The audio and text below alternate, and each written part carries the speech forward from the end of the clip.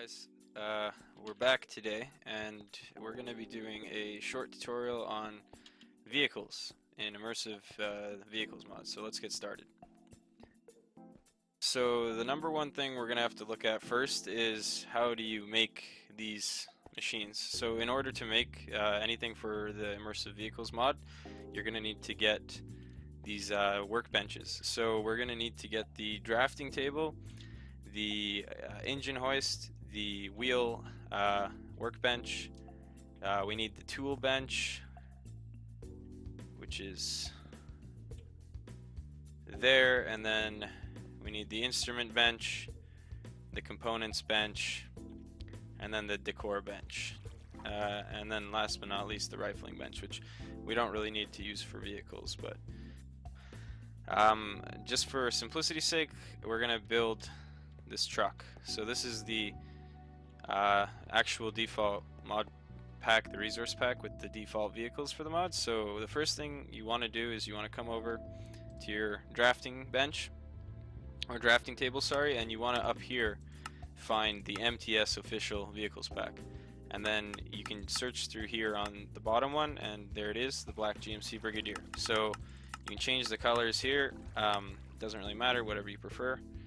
And then down here is actually what it costs to make this guy. So I need 7 iron ingots, 6 bars, 2 trapdoors, pane, and cactus. So if I come here and I grab my stuff, and then if we come back to our bench now, if you have all these items in your inventory, this button will turn green, and then boom, you can click that, and then you get the item deposited in your inventory.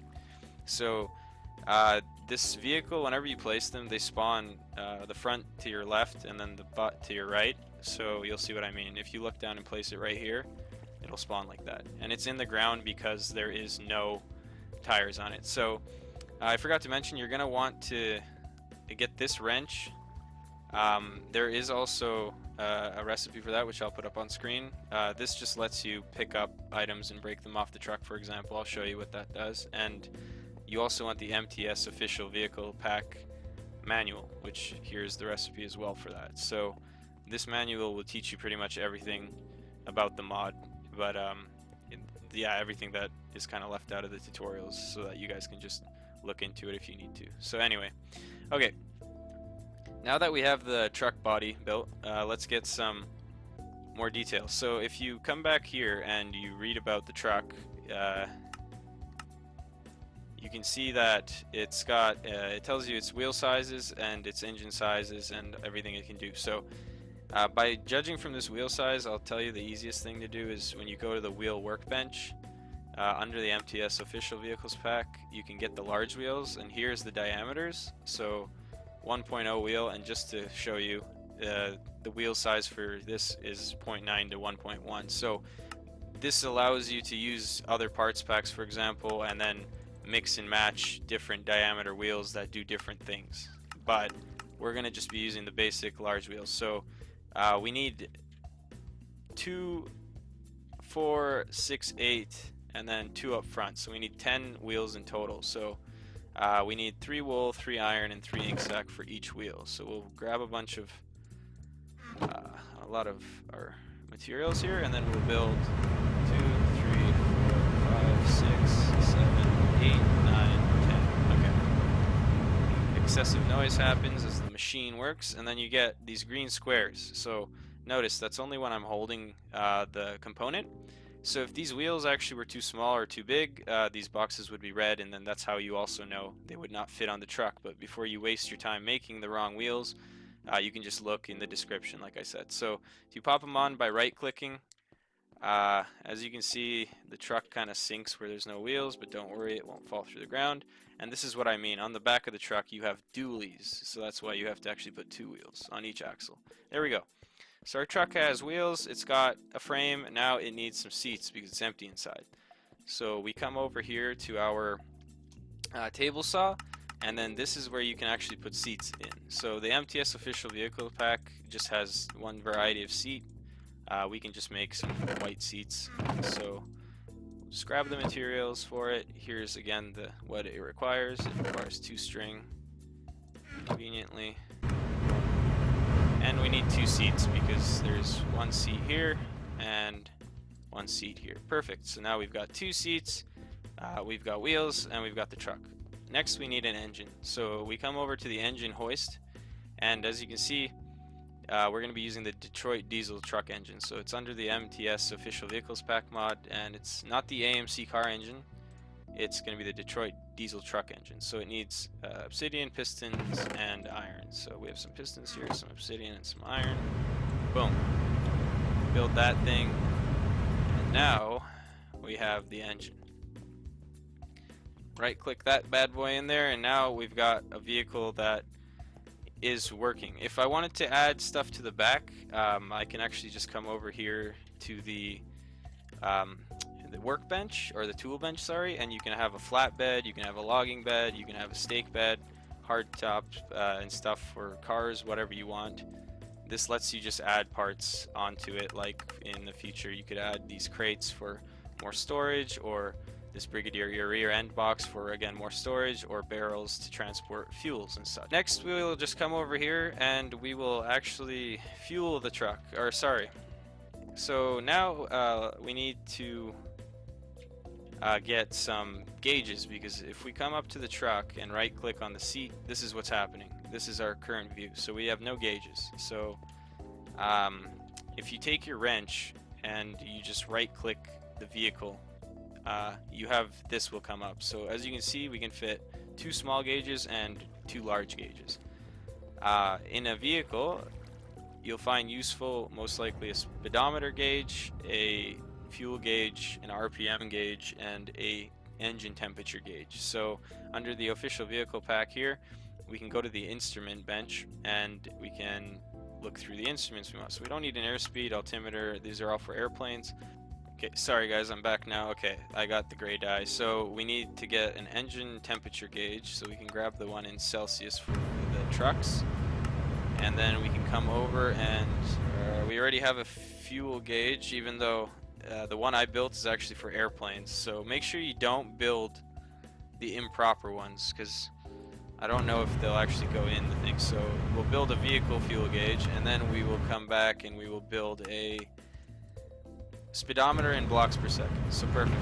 We'll put that one away because that was not needed, and that one was not needed. Perfect. So now that you have your gauges, you just come over, right click the truck, and you don't have to do it up here, you can do it anywhere, but you might get in the seat just like that. So just click the right click the hood here, and then click where you want the gauge to go. It highlights, and then you click the gauge you have. So I want a speedometer here, I want my fuel gauge here, and then I want, let's say, my engine temperature gauge here. And if you don't want to, you can clear them. Get out of here with escape, and perfect. Now we have a truck that is sitting. And by the way, to remove or to pick this whole vehicle up together, you can hold left shift and then left click the truck, and it'll become an item. You can put it down again with right click, or if you want to take off a wheel physically, you can, without holding shift, just left click the part you want off, and it'll actually remove that part, including the engine. It just comes out. So that's actually how you change parts if you damage or end up missing parts, which you can blow wheels and run your engine to death. So next thing you know, you'll notice the doors are not open, and that's because the parking brake's not on. So once you're in the truck, you'll notice your display at the bottom here. You can hold right shift and right control to change that. You can just cycle through the settings there. You'll also notice that we have no fuel in the truck, so you can't start the engine.